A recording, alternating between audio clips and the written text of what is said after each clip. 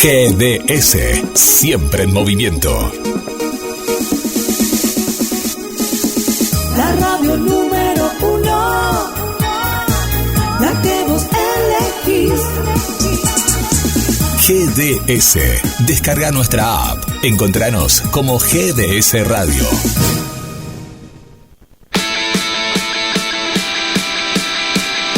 Quédate en GDS, la radio que nos une. Verano 2021 ya llega a las puertas de Magonia. Entra el equipo de GDS Radio HD 223-448-4637. Somos un equipo. Papá, quiero una bicicleta nueva. ¿Qué estás esperando para tener tu bicicleta? Vení a Bicicletería J&L en Lancilota 28, casi Avenida Juan B. Justo. Bicicletas nuevas al mejor precio y la mejor atención. Bicicletería J&L.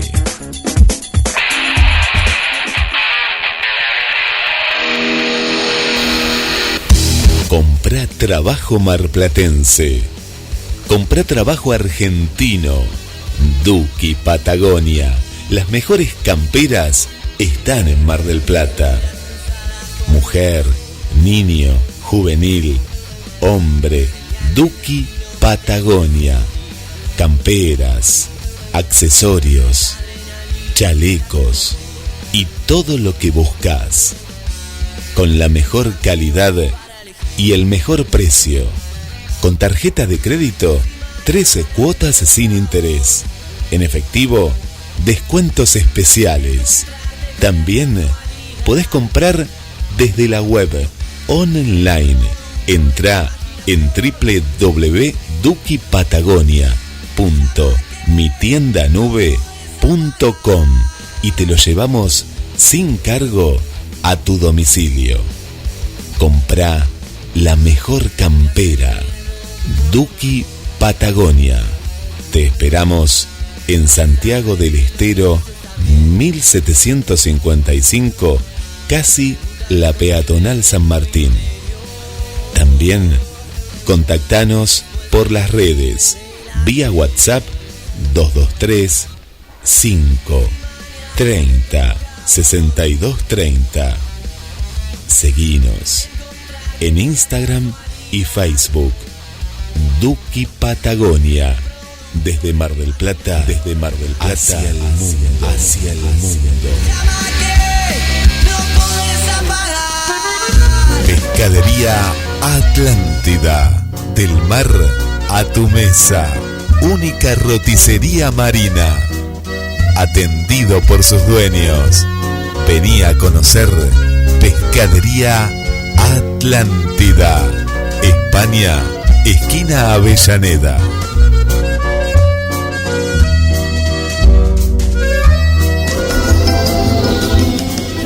Cuando la oscuridad se fusiona con nuestras melodías.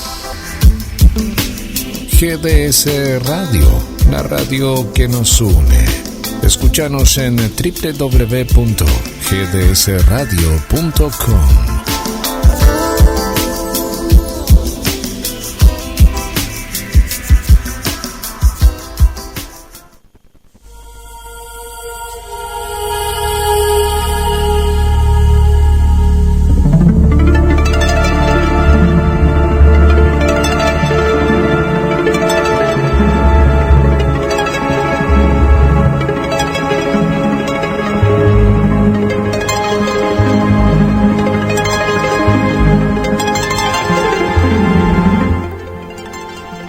En GDS Radio Mar del Plata comienza A las puertas de Magonia. Un viaje a la frontera de lo imaginario.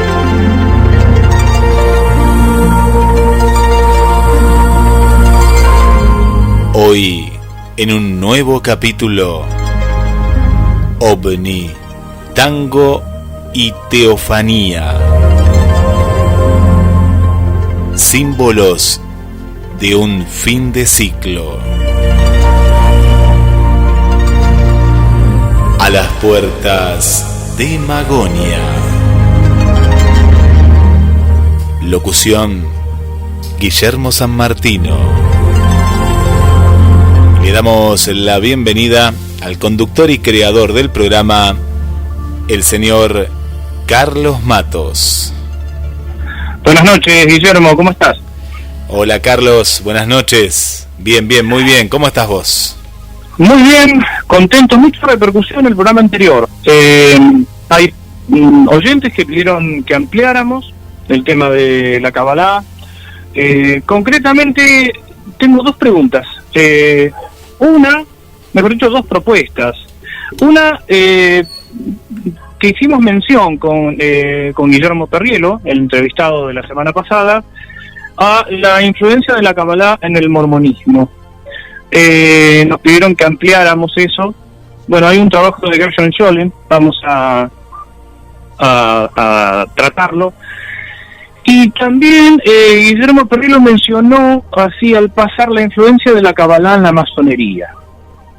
Son dos temas que quedaron ahí flotando, que los oyentes pidieron. Por otro lado, llegó una respuesta correcta al enunciado de los programas anteriores. No sé si vos por ahí tenés alguna otra respuesta, Guillermo. No. Me sorprendió cuando me dijiste que había, porque acá referentes del tango, estaban bastante perdidos, no, como que los desconcertaste. ¿Viste cuando se sabe de orquestas, se sabe de agrupaciones, se sabe de cantores que acompañaron, de los discos, pero claro, no por este lado, no por el tema de los ovnis? Y habrá habido ayuda, te contó, le preguntaste a esta persona que ahora nos vas a contar cómo llegó a la respuesta correcta. Sí, en realidad ella, bueno, obviamente escuchando, googleando, consultando, porque ¿sabés qué es lo que ocurre acá? Me parece que la gente sí conoce el tango, pero no asocia ese párrafo. A lo mejor no los más jóvenes. Dentro de un ratito vamos a hablar del tango, de este tango, de esta obra de Horacio Ferrer y Astor Piazzolla. Pero déjame que cuente antes el motivo de por qué algunas generaciones no lo conocen. De hecho, vos contabas que nunca lo habías escuchado. No, ¿sabés que no lo había escuchado. No. Bien, este tango fue incluido en la lista de la música de las piezas no aptas para su difusión. Opa, esa terrible lista en la época de la dictadura. Mirá. Ni siquiera se salvó este tango. Podemos enunciar el título, Guillermo, sí, para después escucharlo y conversarlo. Más que analizarlo es a ver cómo nos resuena a cada uno de nosotros esta letra y la música, a partir de, sí, estudiar un poco el contexto y más allá de eso, las palabras, lo diacrónico en lo histórico, pero lo sincrónico también, qué es lo que nos dice este tango hoy. El tango es la bicicleta blanca. En una parte menciona a los ovnis y vamos a conversar acerca de toda la letra, por qué los menciona, pero no es el eje del tango, no es el eje, forma parte del clímax en todo un conjunto de símbolos que tienen que ver con una teofanía. A mí lo que me sorprende, para después ir al análisis que íbamos a hacer, la ignorancia de la dictadura, ¿no? De los censores. ¿Por qué lo censuraron? Porque después de escucharlo, la gente misma también va a decir, ¿pero por qué? Bueno, ¿por qué censuraron la matemática moderna? Sí. ¿Por qué censuraron al Principito? El Principito. ¿Por qué prohibieron tantas cosas? Había un viejo, yo no sé si es un mito o una realidad, nunca lo pudimos desentrañar. Pero uno de los libros censurados se decía que era la Cuba electrolítica, porque tenía la palabra Cuba. Era uno de esos chistes que se decía un poco, esos chistes en la Resistencia. Lo que sí recuerdo, habiendo charlado con Horacio Zavala en más de una oportunidad, que en ese momento era director de la Biblioteca Central de la Universidad Nacional de Mar del Plata, que los criterios de la censura, ¿no? Eran criterios, como toda censura, criterios brutales. Brutales en cuanto a anular el pensamiento y brutales también en cuanto a criterios de selección. Contaba, por ejemplo, de qué manera muchos libros de siglo XXI eran arrojados, eran quemados, y a lo mejor un libro como el catálogo del Museo de Leningrado, como no aparecía la palabra Leningrado en la tapa, quedaba ahí. Es decir, es un criterio de selección muy extraño. Claro, era como en muchos casos era por la apariencia, o es decir, no ahondaban, ya sea en las letras de las canciones, en el contenido de los libros. En muchas ocasiones, más allá de esta humorada que se decía entre ustedes, pero me parece que en muchos casos, yo había escuchado otro caso también, que así por decir, uy, esta palabra se asocia con tal otra, ya está, listo, sacalo también, ¿no? Sí, bueno, acá cuando yo creo que cuando discurramos sobre la letra de este tango, La Bicicleta Blanca, vamos a comprender, pero de ninguna manera justificar, la atrocidad cultural que hizo la dictadura, la atrocidad cultural y social. Evidentemente esta pieza musical surge dentro del marco de la Guerra Fría. Yo te cuento cómo conocí el tango La Bicicleta Blanca. Era una noche de verano, una noche de enero del año 76, poco antes del golpe de Estado. Estaba con mi vieja radio portátil, mi compañera inseparable. Yo tenía 9 años, iba a cumplir 10 años, y estando en casa, pues una noche en una reposera, escuché esta letra que me voló la cabeza. Primero no entendía nada, después perseguía este tango en el dial, ¿viste? Uno iba girando por las radios a ver si lo volvía a encontrar. Claro. Y en aquel momento estaba la disputa entre los niños y los adolescentes y los viejos. Los viejos que a lo mejor tenían 40 años, no eran viejos. Pero algunos que decían, no, pero eso no es tango. Era muy combativo también Piazzolla, porque creo que no era comprendido desde lo musical en muchas personas, ¿no? Y las letras de Horacio Ferrer, que nos hacen acordar esas letras a los poetas malditos, al surrealismo que rompe con todas las estructuras, inclusive con los limericks propios de María Elena Walsh. Sí.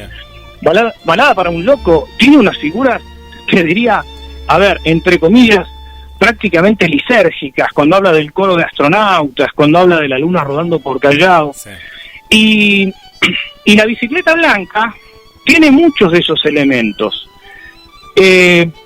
Podríamos escucharlo, Guillermo, antes de entrar a comentar cada uno de los elementos que componen este tango y, como decíamos, el clímax que se produce, y de ahí el título de nuestro programa, del programa de hoy, del capítulo de hoy, Omni Tango y Teofanía. Te cuento que estamos escuchando de cortina musical Antonio Agri, la versión de Antonio Agri, hermosa, Carlos, que hoy me la sugeriste, La Bicicleta Blanca, el tema que ahora vamos a escuchar cantado por Raúl Lavie. Te cuento que nos están escuchando desde Canadá. Maggie Melanson está escuchando por primera vez el programa, y bueno, le mandamos un saludo a la gente de Canadá, nada más y nada menos. Del otro lado, ¿no? Tenemos que viajar hacia la otra América, bien al norte. Y Antonio Agri, excelente músico, y a su vez escuchar esta versión de cortina también es un homenaje a nuestro coterráneo Astor Piazzolla, marplatense. Así es que cuando vos contabas que, claro, acá también vos hablabas de rompió una estructura que ya la tenía el tango afianzada, y Astor Pantaleón Piazzolla fue premiado y agasajado en el exterior principalmente, ¿no? Y después lo comprendimos un poco más aquí, ¿no? Yo creo que sí. Vamos a escuchar, ahí lo estoy viendo ya, ahora le estoy compartiendo la versión, vamos a escuchar la versión junto a Raúl Lavie. ¿Y algún consejo antes de escuchar la letra? ¿Prestar atención en algún momento en especial o que la gente se deje llevar, Carlos? Que la gente se deje llevar por la letra, que no se aparte en el vuelo de la melodía, sino que se deje llevar por la letra, a ver qué relaciones hace a partir de lo que escucha. Y con esto que comentábamos también, ¿por qué fue censurado este tango? ¿Por qué entró en los listados? ¿Qué motivos pudo haber habido? Aunque esto podría llegar a contaminar la experiencia. Mejor escuchar la letra y después volvemos sobre este comentario. Escuchar y disfrutar. ¿Lo viste? Estoy seguro que vos también alguna vez lo viste. Te hablo de ese eterno ciclista solo, tan solo, que repecha las calles por la noche. Usa las botamangas del pantalón bien metidas en las medias y una boina calzada hasta las orejas. ¿Te fijaste? Nadie sabe de dónde Cuernos viene. Jamás se le conoce a dónde diablos va. De todos modos, si lo vieras pasar, míralo con mucho amor. Puede que sea otra vez.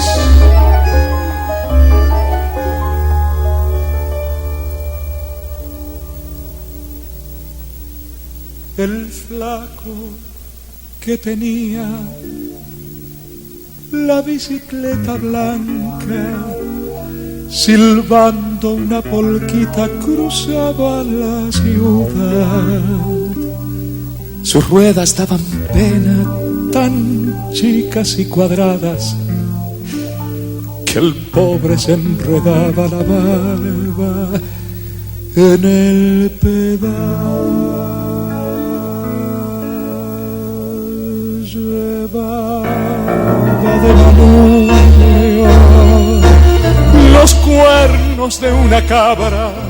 Atrás, en un carrito cargaba un pez y un pan. Jadeando a lo pichicho trepaba las barrancas y él mismo se animaba, gritando al pedalear: dale Dios, dale Dios, dale con todo, dale Dios. Vos sabés que ganar no está en llegar, sino en seguir. Todos mientras tanto en las veredas, revolcándonos de risa, lo aplaudimos a morir.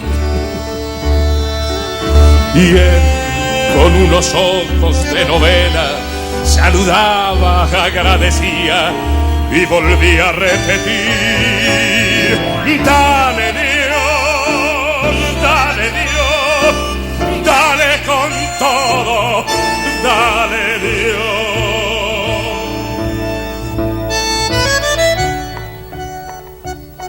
Y cierta noche, su horrible bicicleta con acoplado entró a sembrar una enorme cola fosforescente. Increíble.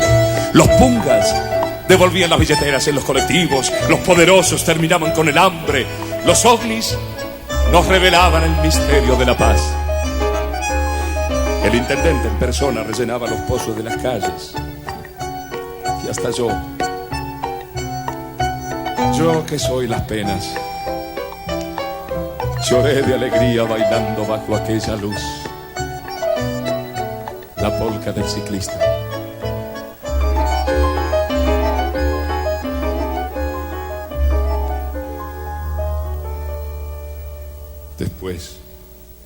Después no sé, te juro.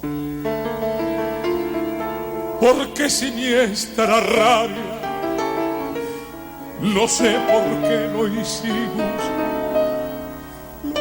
sin querer. El flaco, pobre flaco de asalto, y por la espalda la bicicleta blanca le entramos a romper,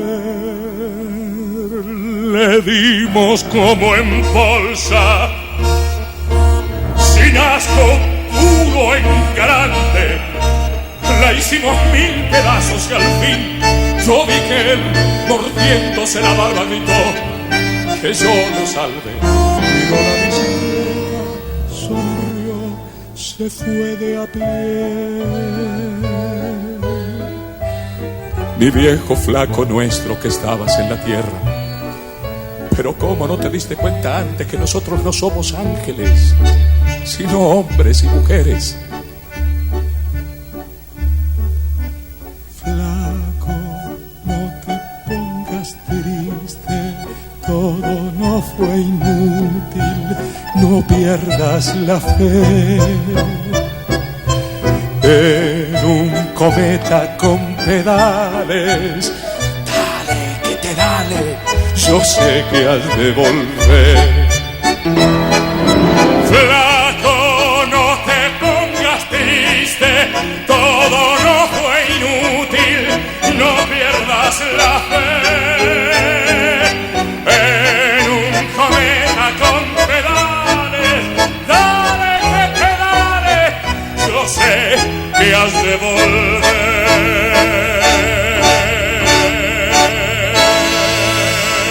Únete a el equipo de GDS Radio HD 223-448-4637. Somos un equipo.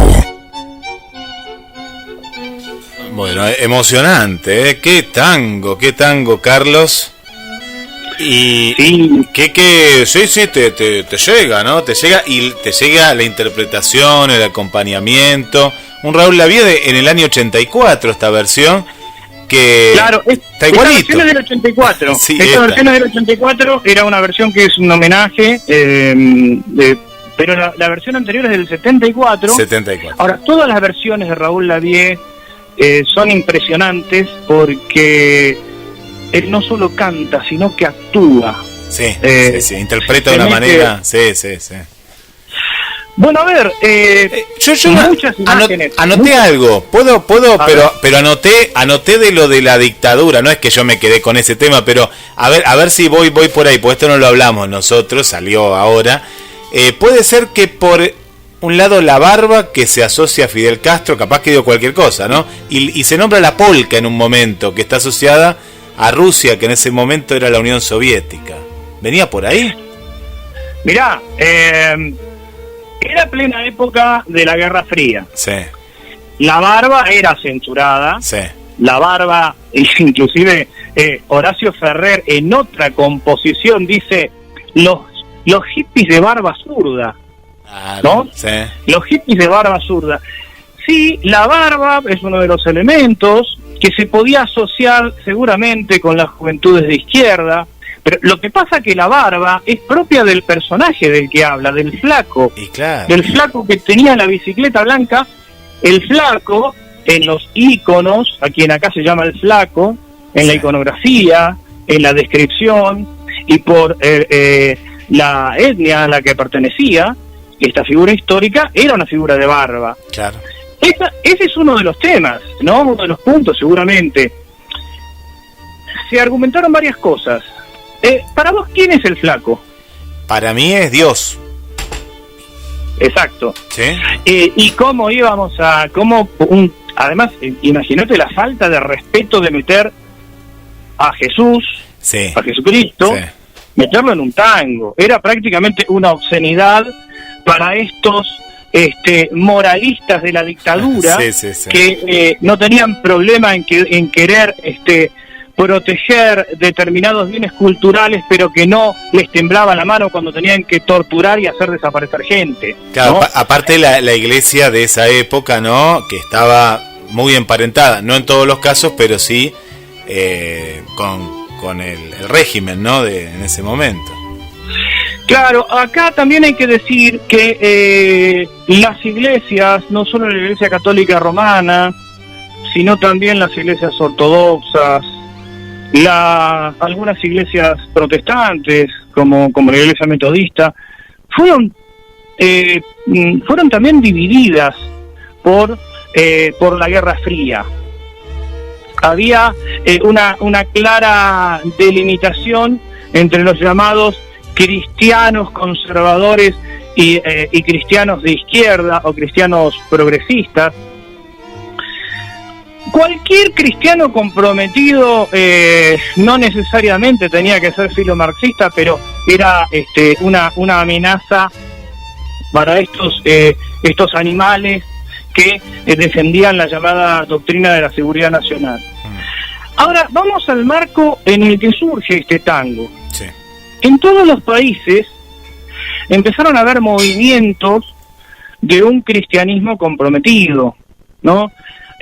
Recordemos, por ejemplo, dentro de lo que es la Iglesia Católica Romana, el documento de Medellín, el documento de San Miguel.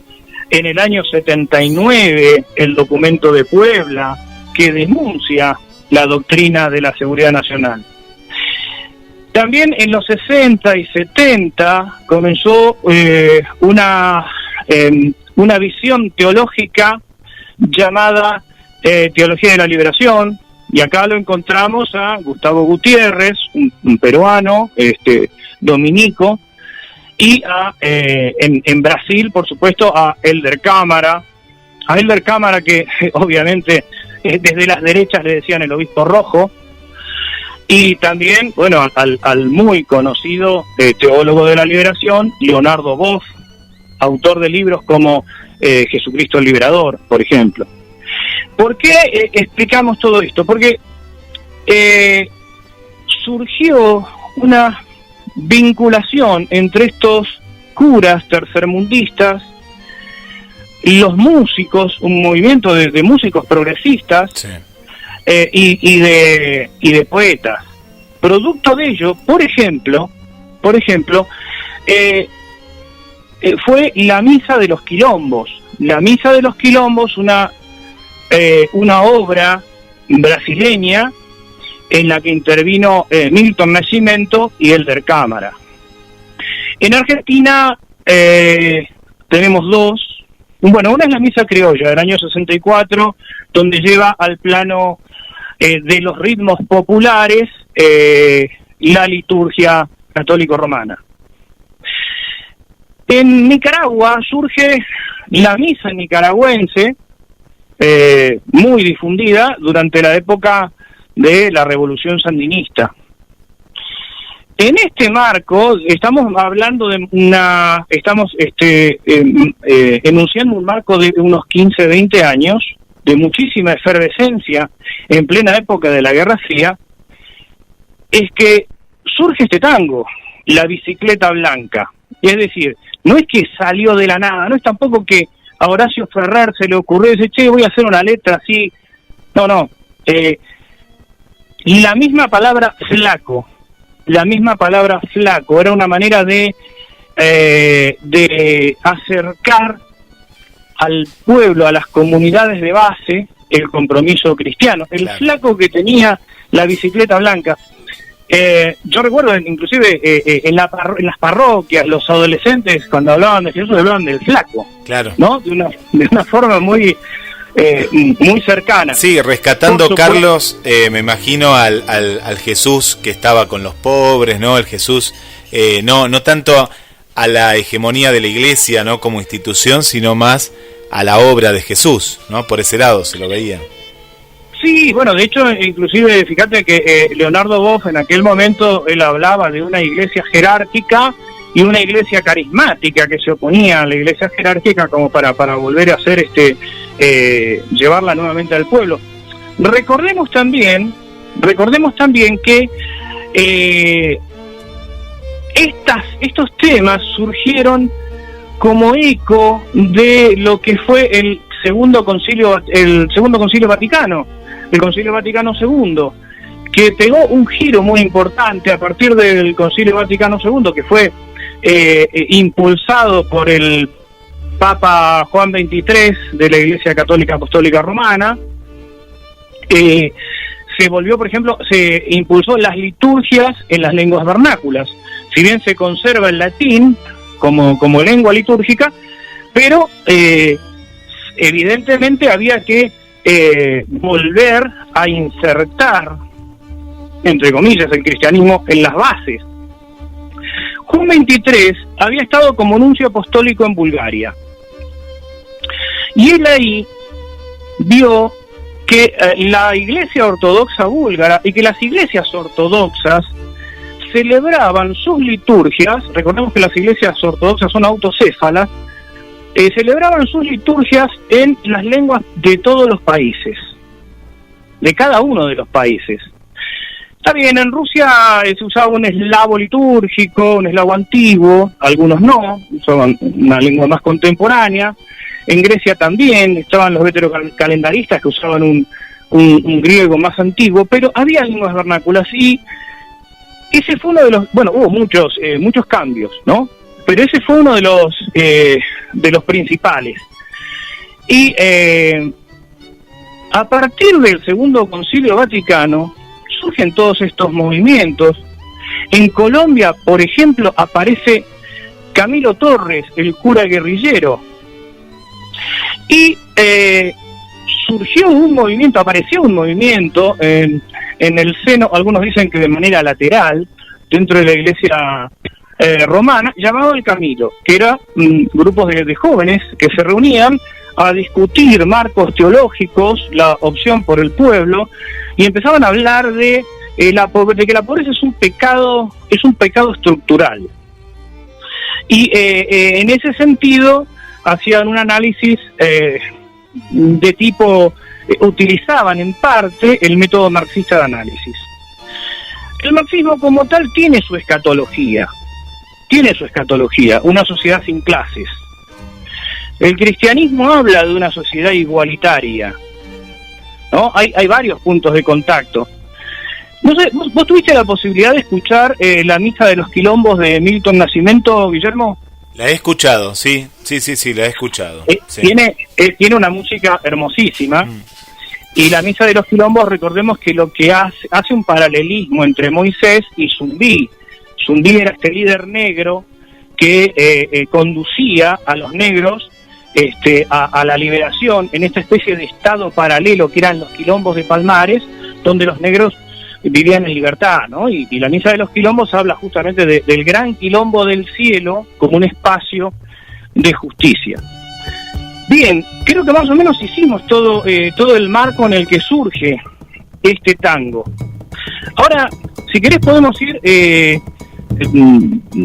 párrafo por párrafo o comentando a ver algunos símbolos y signos, porque tiene que ver con este fin de ciclo. Así es, y ese es el interrogante, ¿no? que has dejado hoy.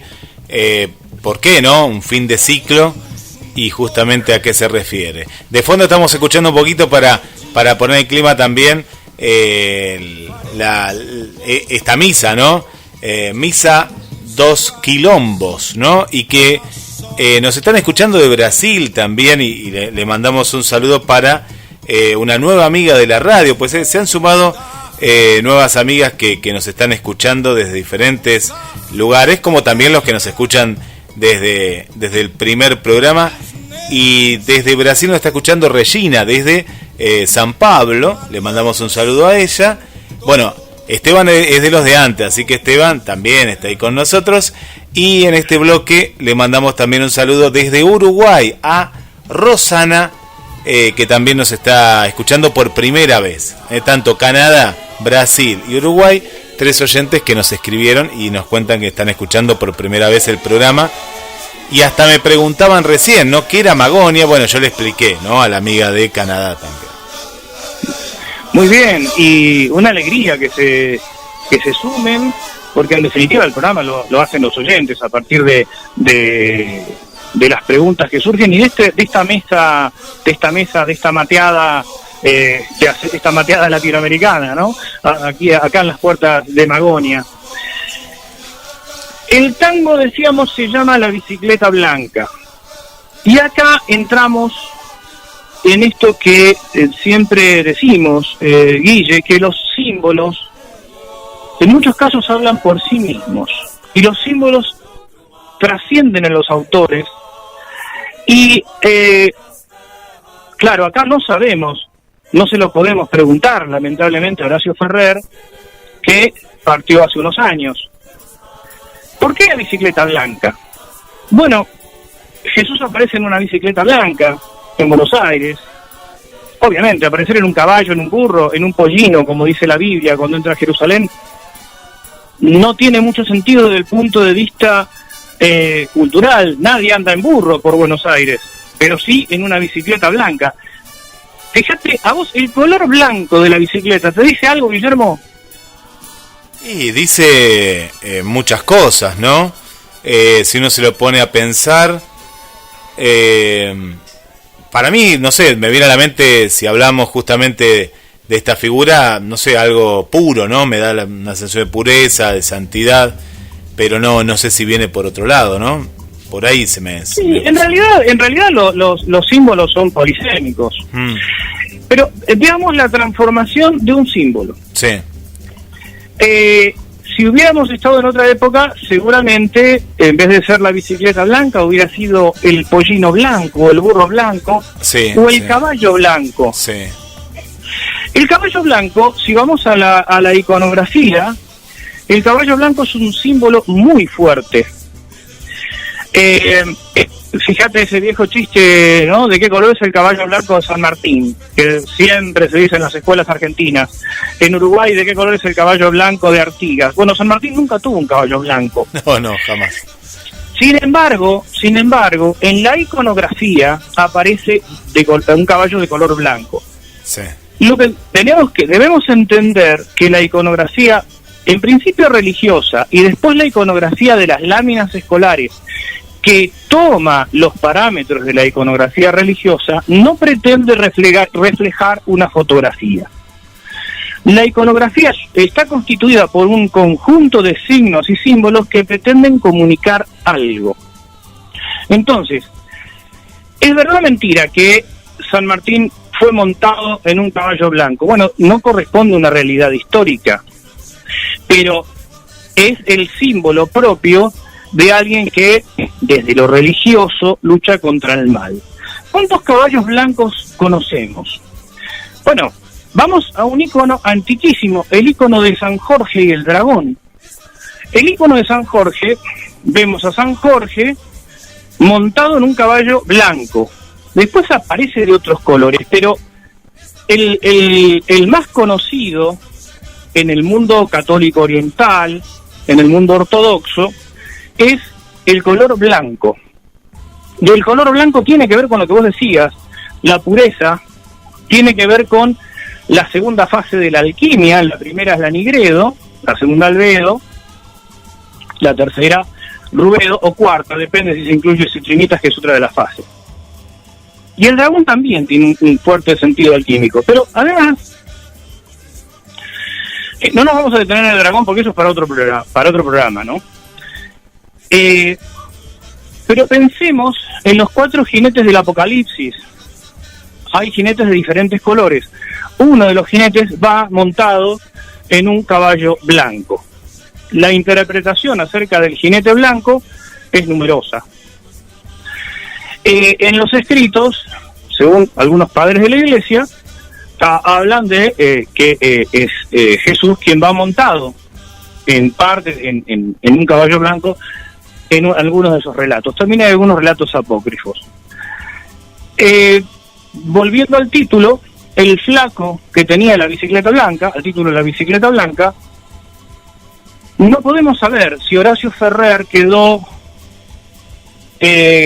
utilizar la metáfora en sustitución del caballo, o simplemente el símbolo operó a través de la cabeza, de la mente de Horacio Ferrer. La cuestión es que la bicicleta blanca está ahí. Sí. No se le ocurrió otro color, no puso otro color. En vez de ingresar en un caballo blanco, propio del fin de los tiempos, de un momento en el que todo se restablecía en un orden justo, ¿no? Más adelante dice el tango, los pungas devolvían las billeteras, sí. El intendente en persona rellenaba los pozos de las calles. Una manera de muy poética, muy estéticamente enorme por parte de Horacio Ferrer, de hablar de un orden que se restablece, de un orden justo. Bueno, el caballo blanco está ahí.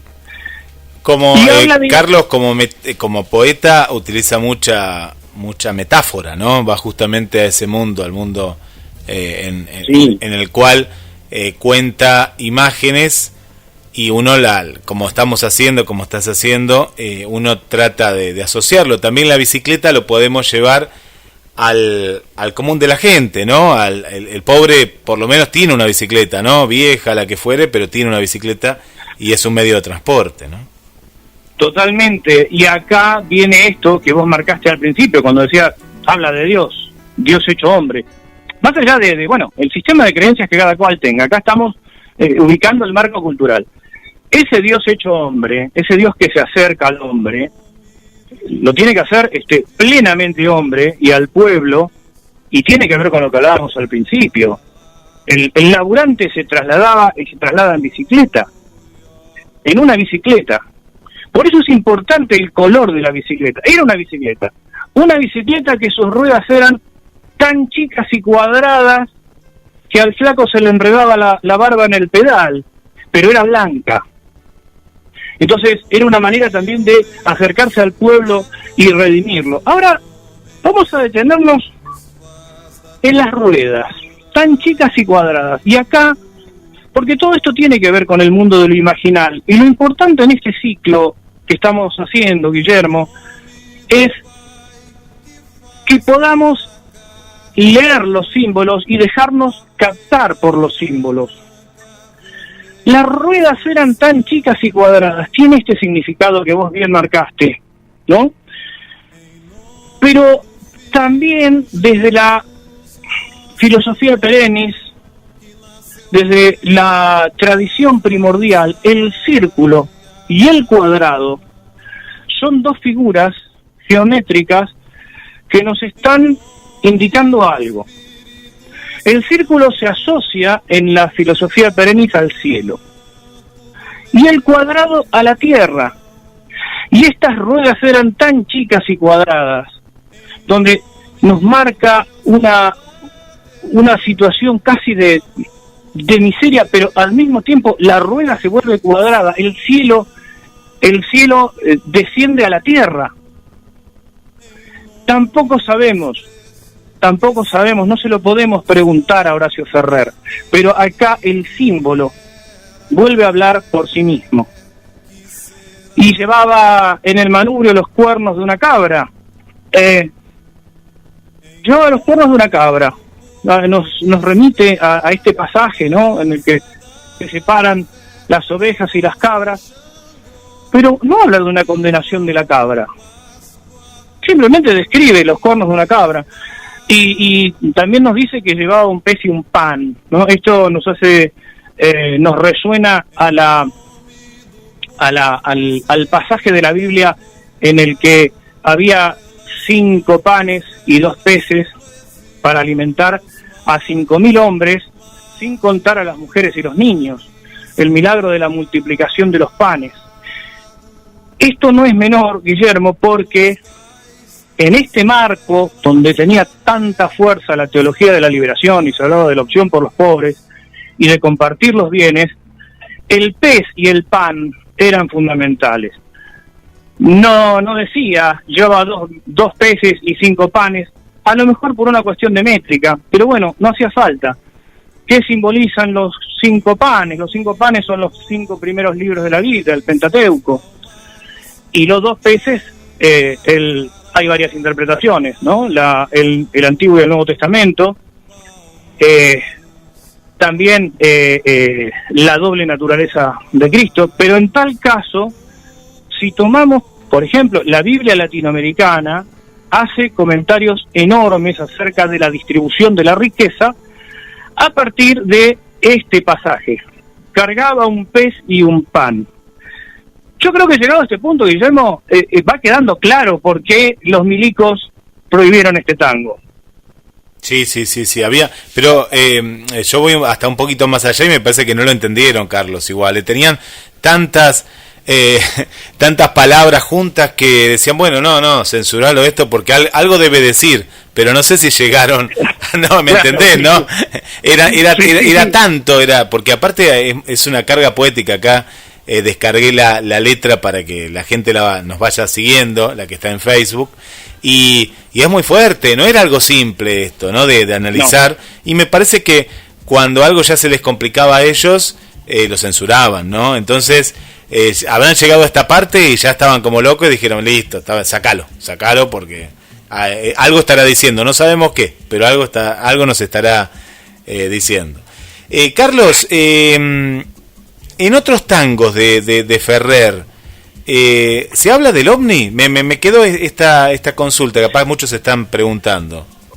Mira, yo no conozco, pero sí se habla, aparecen figuras, aparecen elementos propios de de la carrera espacial y el impacto que tenía la carrera espacial en ese momento. Por eso mencionábamos la luna rodando por Callao, de Balada para un Loco, sí. El coro de astronautas. Pero no, yo por lo menos no he encontrado. Esto de los ovnis nos revelaron el misterio de la paz. Claro, la paz también, ¿no? Que a ver en qué contexto, sí. No sé si viene ahora esta parte para analizarlo, pero era justamente en la época donde se decía o se esperaba, ¿no? Que la paz, por esto que hablaste antes de la Guerra Fría, ¿no? Época de Guerra Fría, que la paz tenía que venir de un ser superior y atado a esto de los extraterrestres. Sí, yo creo que acá, en realidad entiendo, ¿no? Que no se lo podemos preguntar a Ferrer, pero creo que él simplemente se hace eco de toda esta cuestión ufológica fuerte que había, que estaba en boga en ese momento, reconociendo el mesianismo desde varias corrientes, y bueno, menciona los ovnis integrándolo, pero acá lo importante es el flaco, no el ovni, ¿no? O sea, el ovni está en el mismo plano del intendente rellenando el pozo de las calles. El ovni aparece tal vez asociado a la parucía, a una parte, un párrafo en las Sagradas Escrituras cuando se habla de un relámpago que aparece de este a oeste, juega un poco con esa polisemia, pero fíjate que el concepto ovni no queda pegado al etismo, simplemente aparece como un signo cultural, pero aparece. Horacio Ferrer no lo ignora. ¿Y por qué lo del fin de ciclo? Bueno, estamos transitando, decíamos, año 74, ¿no? Ya nos estábamos aproximando al año 75, es decir, las 3/4 partes del siglo XX, momento en el que se esperaba un gran cambio hacia el año 2000. Bueno, el año 2000 pasó y acá estamos. Sí, hubo cambios tecnológicos y demás, pero acá Carlos Esther, me gusta que estén atentos ahí los oyentes, dice, pero no será ET la bicicleta que asoció, y acá habría que decirle, y capaz que Spielberg se copió, pero de Ferrer, ¿no? Por los años.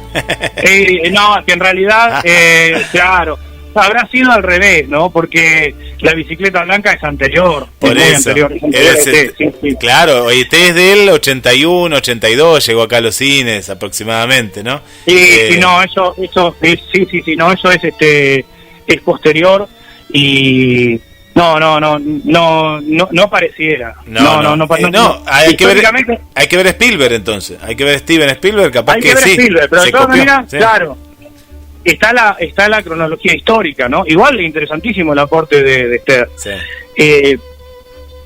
Y fíjate que acá aparece, cuando en el momento de los ovnis, decíamos al principio del programa, que es el clímax, es cuando se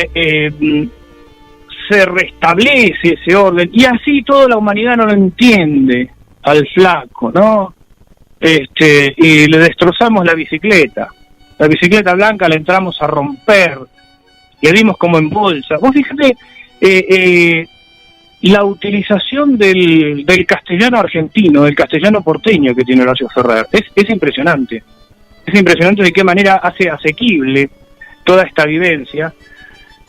Y bueno, finalmente el flaco dice que yo lo salve y se va, ¿no?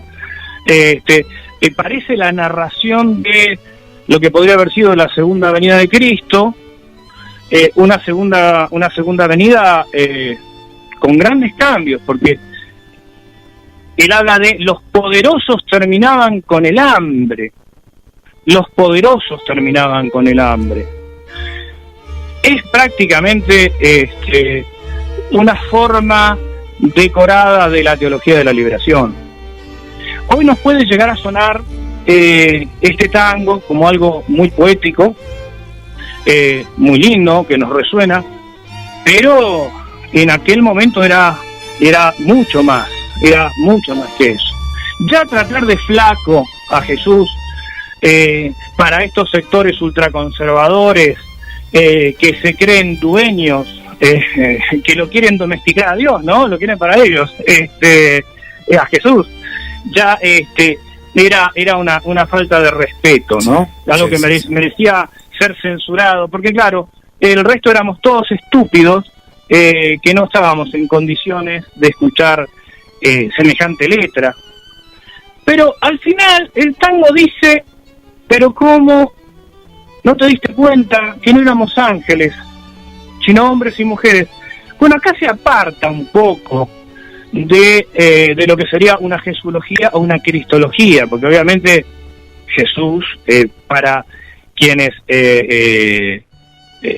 somos cristianos, Jesús, Hijo de Dios, ¿cómo no se va a dar cuenta? Justamente conoce la naturaleza humana, ¿no? Pero acá parece ser más una especie de no de reivindicación, pero sí de comprensión de la miseria humana, porque después avanza también Ferrer y habla de un cometa con pedales. Yo sé que ha de volver, o sea, está la esperanza de un regreso, de un advenimiento. Acá no vamos a entrar en si hay una tercera venida, no estamos hablando de teología. Claro. Eso es otra cosa. Y Carlos, de mezclar los ovnis con la cristiandad, ¿no? O la creencia que tenía Ferrer, ¿no lo asociaste por ahí con esa rama, viste, que a veces se suele decir que de Jesús, de Dios, de la venida en un ovni? Porque bueno, hay una me acuerdo un libro de Romagnoc donde aparece Jesús ahí con un traje de astronauta. Sí. Mira, teniendo en cuenta los elementos que aparecen en la letra, es una letra muy bien balanceada. No, porque dicen un cometa con pedales, no habla de un ovni. Yo creo que simplemente toma el elemento ese, porque, por supuesto, Horacio Ferrer era un poeta del pueblo, y no podía de ninguna manera desconocer todo el impacto que estaba generando la cuestión ovni, la cultura ovni, en esa época, en el año 74. ¿Te acordás que en el programa número 5, cuando hablamos de el caso Vidal, el caso Vidal de acá de la Ruta 2, hicimos mención a la película Che OVNI? Sí. O sea, ya había también una asociación previa, una película en la que protagonizada por Jorge Sobral. Tengo que decir,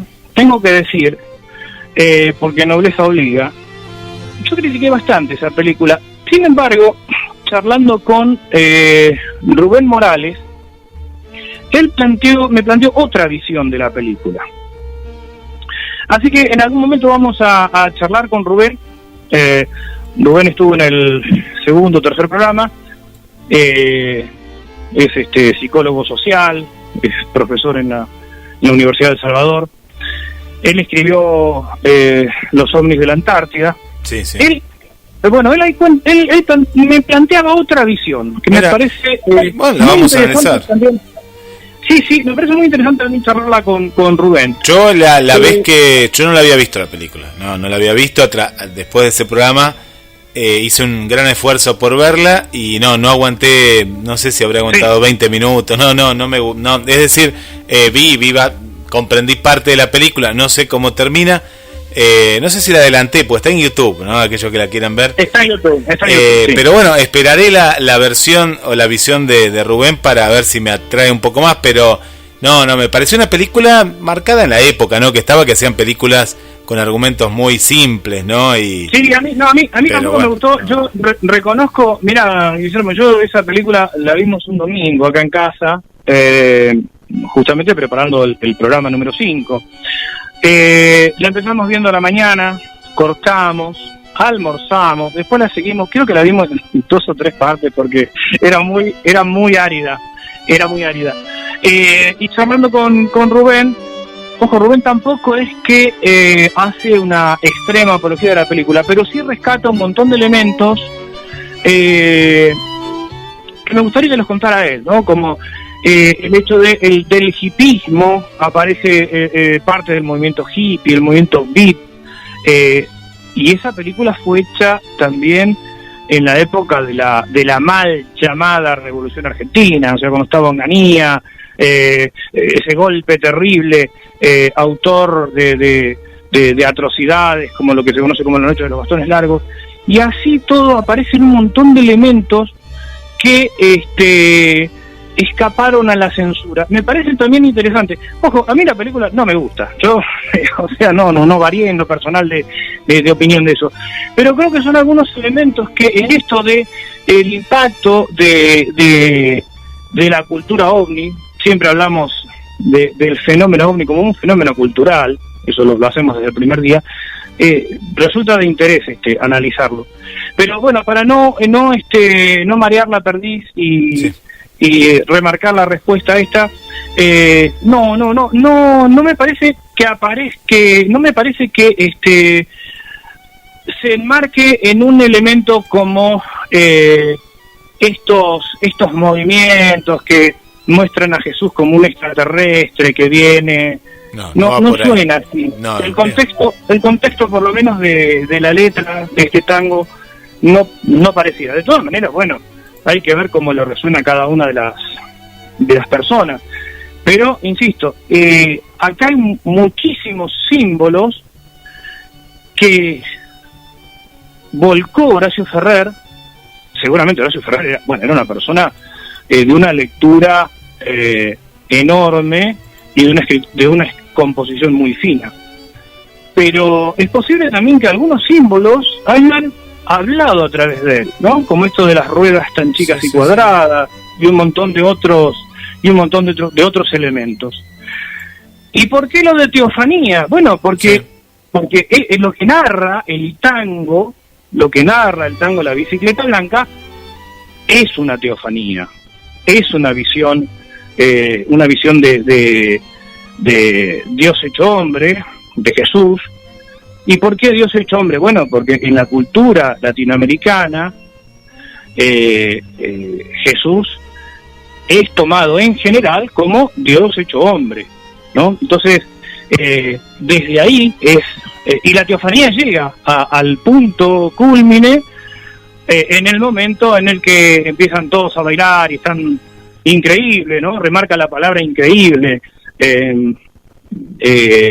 Raúl Lavie, y cuando vuelve todo las cosas a un orden previo, digamos, a ese pecado estructural del que hablaban los teólogos de la liberación. Qué interesante. ¿Sabés que no la terminé de ver, pero empecé a ver una película en el día de ayer que se titula Dios vive en Bulgaria, una película francesa, y que también muestra a un Dios hecho hombre, que en este caso tiene esposa y tiene una hija, y bueno, y Jesús que fue crucificado, pero hacen un paralelismo muy divertido, es como una comedia negra, pero dentro de una narrativa que, bueno, todavía no terminé de ver, vi una parte, pero también, y esto me hace pensar que depende en este caso, el director, el guionista, el poeta, en el caso de Ferrer, y uno muchas veces, y lo digo desde escritor, ¿no? También pone mucho de sus creencias. Yo cuando uno escribe en particular, o el que escribe algo, y vos ponés mucho también de la contaminación de mitos, de cuestiones que te han contado y demás, y acá me parece que también hay, ¿no? Un poco de todo eso, ¿no? Pues es que yo me acuerdo hace muchos años, en una mesa redonda en la que estaba Mesa y Basurto, libretistas y dibujantes también, no me acuerdo si estaba Garaycochea y alguien más había. Y Basurto decía, el dibujante se dibuja a sí mismo, siempre vuelca cosas de sí, por más que haga la caricatura de otro, pero es imposible que no se dibuje a sí mismo, un poco en correspondencia con lo que vos decís, o sea, es que es lógico, uno escribe desde uno vuelca las vivencias, las experiencias, y además esto que tantas veces se dice que uno tiene un conocimiento situado, uno percibe el mundo situado. Y que uno, Carlos, es autorreferencial, aunque no lo quieras, termina haciéndolo, terminó siendo autorreferencial. Sí, totalmente. Bueno, el nombre de la ganadora, no me acuerdo si lo dimos, vamos a repetirlo. No lo dimos. No lo dimos. Dijimos, pero dejamos el que lo íbamos a decir, pero dejamos el misterio un poco. Lo hablamos acá en la producción. Bueno, es nuestra amiga y oyente Belén Kelly, que le mandamos un saludo enorme. ¿De dónde es Belén? ¿De dónde escucha? Es de Mar del Plata. Ah, de aquí. Ella está de Mar del Plata, Belén. Escucha los programas generalmente al día siguiente. Muy bien. Como pasa con Luis Pacheco, con muchas otras personas, escucha los programas desde el primer día y bueno, ya le va a llegar el libro correspondiente y bueno, después esperamos que nos cuente a ver qué le pareció, qué opinión nos puede dar acerca del libro. Belén también es muy estudiosa, es abogada, te decía, es estudiosa de todo lo imaginal, de los mitos y símbolos primordiales. Así que bueno, de las 3 obras que mencionamos, seguramente va a ir la que está más cercana a sus intereses. Bueno, hemos recorrido el tango La Bicicleta Blanca, Guillermo. Sí, así es. Yo cada vez que lo escucho, suena distinto, resuena diferente, aparecen nuevas cosas.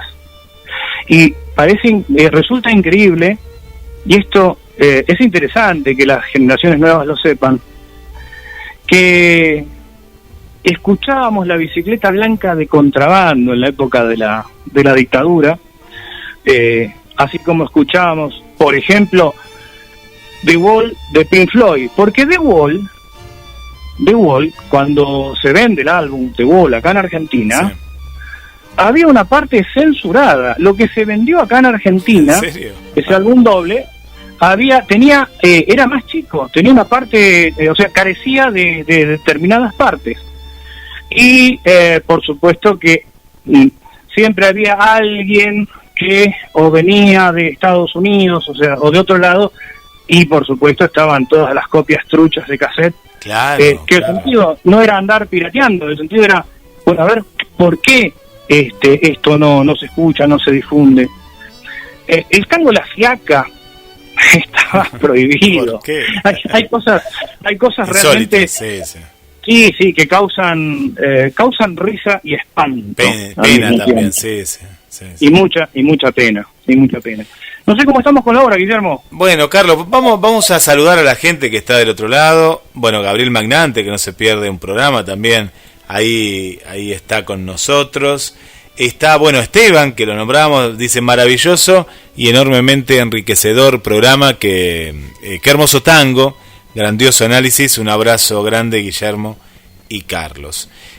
Por aquí también tenemos a Esther, que la nombrábamos antes, dice, de verdad, el tipo era un genio, dice, para generar diferentes ópticas, la letra literalmente es alucinante, nos dice nuestra amiga Esther desde Paraguay. Fernanda, aquí de Mar del Plata, también está en la sintonía. Vanessa nos cuenta, que vos lo has nombrado, Vanessa es maestra de jardinera, como la llamamos aquí. Bueno, nos comparte diferentes imágenes, la de San Jorge, la del Apocalipsis, con los colores de los jinetes. Y por aquí más abajo nos comparte que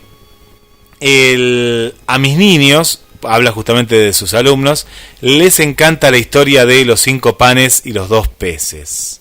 Nos cuenta y ahí nos comparte en YouTube justamente este relato. Vanessa, ¿no? Vanessa siempre atenta y siempre aportando, bueno, como el resto de los oyentes, ¿no? Pero a lo que voy es que desde su experiencia como docente también, sí, creo que a muchos siempre de niños, ¿no? Nos conmovía esta historia de los 5 panes y los 2 peces, el hecho de compartir. Y el pez y el pan, insisto, era un pez y un pan por una cuestión de métrica, claro, tenía... Claro. No podía poner, pero el pez y el pan obviamente nos redirige a ese pasaje de la Biblia, del Nuevo Testamento. Por aquí Rosana, nuestra nueva oyente con doble S desde Uruguay, Rosana dice, muy interesante el tema, yo creo en Dios, no lo que los hombres crearon hicieron en nombre de Dios. Dice, qué excelente tema que están tratando, da horas y horas para hablar. Y nos aporta nuestra nueva amiga Rosana, dice, Juana de Arco también tenía un caballo blanco y... ¿Es verdad? Mira, también nos aporta, qué buen dato buen dato. Sí, muchas gracias, Rosana. Y dice, en la época de la Inquisición, qué matanza, y todo en nombre de Dios, terrible época. Bueno, asociando un poco a todo lo que hemos charlado. Bueno, bienvenida entonces, Rosana, una nueva amiga que se suma a las puertas de Magonia, que les contamos que va todos los martes desde las 20 horas, horario Argentina, ¿no? De Argentina. Aquí. Claro, y acá, Guille, es cierto lo del caballo blanco, que no sabemos si el caballo realmente era blanco, pero recordemos que estamos hablando de los símbolos. Entonces, en el símbolo, el caballo tiene que ser blanco. ¿Por qué? Porque está marcando la importancia de Juana de Arco. No nos olvidemos que en la iconografía hay ciertos parámetros. Mira, hoy es 19 de enero, que en el calendario juliano es día 6 de enero. Sí. Es el día de la Epifanía. Mirá vos cómo venimos a tratar el tema de la Epifanía. En la Iglesia Católica Romana es el 6 de enero, que se celebra, bueno, la llegada de los Reyes y también la Epifanía, el bautismo de Jesús. Cuando aparece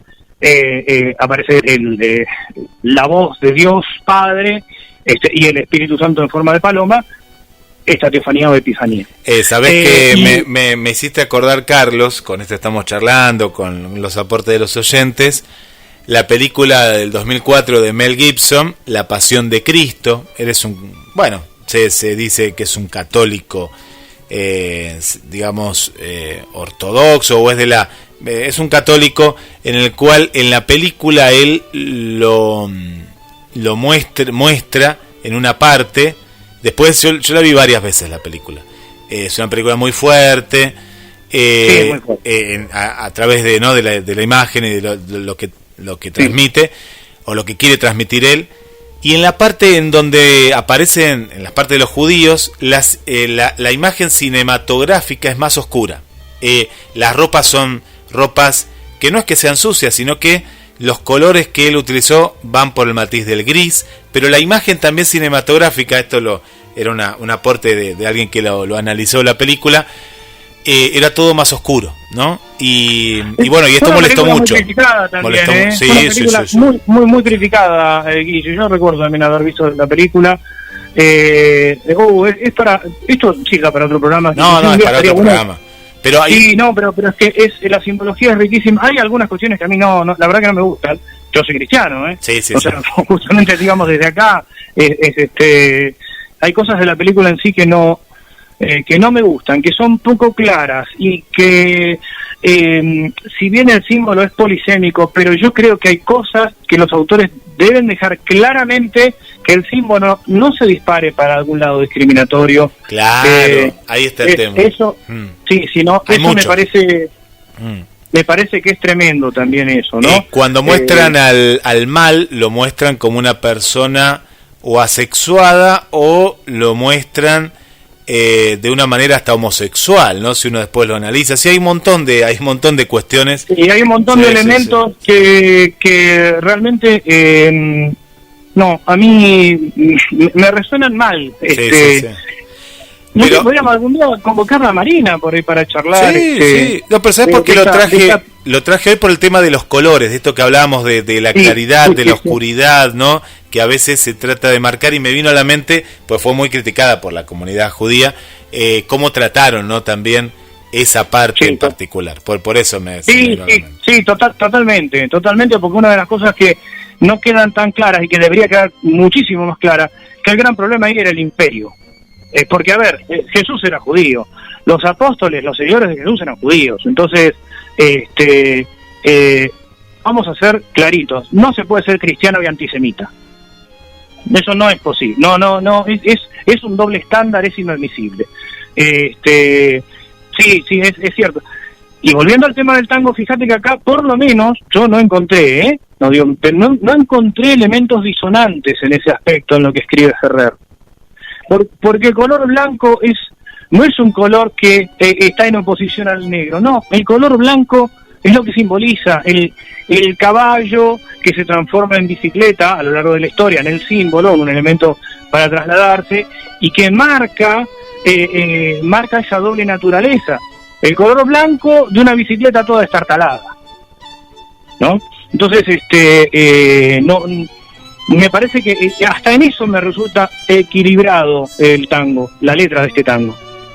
Bueno, un programa diferente de todos los que hemos hecho a las puertas de Magonia, y la gente lo ha tomado también así, muy cultural y a la vez muy variado, ¿no? Muy variado en la temática, y bueno, cuánto que dejó este tango. Pero estuvo muy bueno, Carlos, el poder también interactuar con los oyentes a través de un juego, ¿no? De una temática y de un premio, ¿no? Como recompensa, que también es lindo, cada tanto, y en este caso la ganadora va a estar muy contenta. ¿Podemos tirar una consigna para los próximos programas? Pero si ya tenés o cuando tengas, bienvenida. Sí, no, claro. acá está. No. Bueno, estabas preparado, Sí. Bien. El programa anterior que hablamos de la Kabbalah, y que vamos a volver porque nos han pedido que siguiéramos que desarrolláramos un poco más. ¿Qué milonga menciona de manera indirecta entre comillas, para mí es bastante directa, ¿no?, a la Kabbalah? Bien. Aparece en un verso de una milonga muy conocida, para que no me acuses de ser malo como el otro día, me sentí muy mal, no pude dormir después a la noche. Vas a dar me imaginaba ahí tu dedo acusador. Claro. Esta milonga la canta el cuarteto Supay. Bueno, diste una pista importante. Bien, No, bueno. ya con eso, sí, ya con claro. eso está bien. Sí, pero pero tienen que mencionar el verso específico en el que se reconoce a la Kabbalah. Bien. De esa milonga hay un verso, ya se sabe que es una milonga, que la canta el cuarteto Supay. Bueno, más no podemos decir. No. Ya está. Bueno, hay un verso que menciona la Kabbalah. Acuérdense, la creación del mundo a través de las letras, ¿no? Y que en el nombre de la cosa está contenida la cosa. Bien. Más allá de eso, no podemos. No, bien. Así que bueno, Guillermo, queda la consigna entonces. Queda la consigna en pie, va a haber también libros para que le vamos a estar regalando, y pueden participar. Esto también queda claro por la pregunta, es un libro digital, así que pueden participar nuestra nueva amiga de Canadá, de Uruguay, de Colombia, como nuestra amiga Cristina, Drina de Estados Unidos, y toda la gente que nos escucha de Mar del Plata, de Rosario, ¿no?, Santa Fe, Córdoba, Neuquén y diferentes lugares, porque todos pueden participar. Muy bien, Guillermo. Gracias a vos y a todos los oyentes, a los oyentes y a las oyentes nuevos que están. Y bueno, creo que hoy sí hicimos un viaje por las fronteras de lo imaginal. Nos encontramos el martes próximo. Hasta el martes que viene.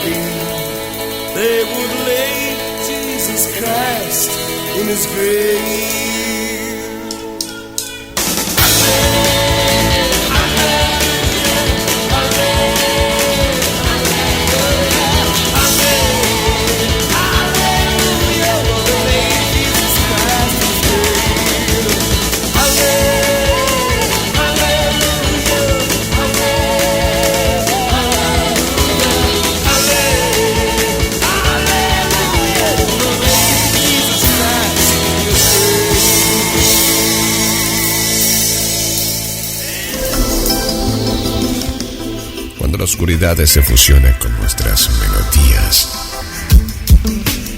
GDS Radio, la radio que nos une. Escúchanos en www.gdsradio.com.